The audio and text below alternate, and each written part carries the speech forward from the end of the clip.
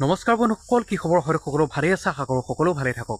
আপোনালোকে বাৰু এখন নতুন হিৰোৰ বাইক ল'ম বুলি ভাবি আছে নেকি? হিৰো ডিলাৰৰ পৰা যেনে ধৰি লওক গ্লেমাৰ, স্প্লেণ্ডাৰ, নহ'লে এখন যদি স্কুটিও ল'ম বুলি ভাবি আছে, আপোনালোকে মিনিমাম 10,000 টকা ডাউন পে'মেণ্ট দিয়ে ল'ব পাৰিব। আৰু মোৰ হোৱাটছআপ নাম্বাৰ আহি আছে, যদি মোৰ যোগেদি ল'ব বিচাৰে আপোনালোকে তেতিয়া কিন্তু ডিছকাউণ্ট পাব। আপোনালোকে যি বাইক বা স্কুটি যিয়ে লয়, ধৰি লওক আপোনালোকে আৰু এটা কথা মই এইখিনি কৈ লওঁ, আপোনালোকে মিনিমাম ডাউন পে'মেণ্ট দিও ল'ব পাৰিব, লগতে ডিছকাউণ্টো পাব। আৰু মিনিমাম ডাউন পে'মেণ্ট মানে আপোনালোকে 10,000 টকা যদি আপোনালোকৰ হাতত আছে বৰ্তমান, আৰু পিছত দি থাকিব পৰা ব্যৱস্থা আছে, আপোনালোকে তেতিয়া স্কুটি বা বাইক এখন ল'ব পাৰিব। যেনে গ্লেমাৰ, স্প্লেণ্ডাৰ। আৰু আজিকালি এনেকুৱা হয় যে বহুতে ফ্লিপকাৰ্টত কাম কৰে আৰু NILত বা কিবা কিবি জব কৰে, যে কমকৈ পইচা থাকে হাতত আৰু মাহেকত দি থাকিব পৰা এটা ব্যৱস্থা থাকে।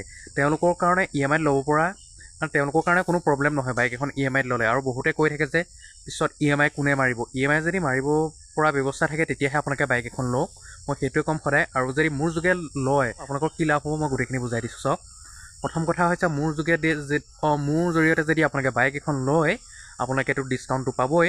আৰু ডিলাৰৰ লগত মই কথাও পাতি দিব পাৰিম যে কিবা এটা ডিছকাউণ্ট কৰি দিয়ক। মানে আপোনাৰ ধৰি লওক, যদি আপুনি যায়, যদি বাইকখনৰ দাম আপোনাক 1,07,000 টকা কয়, কিবা এখন বাইকৰ দাম, মই গ'লে সেইখন বাইকৰ দাম 1,05,000টো আপোনাক দিব।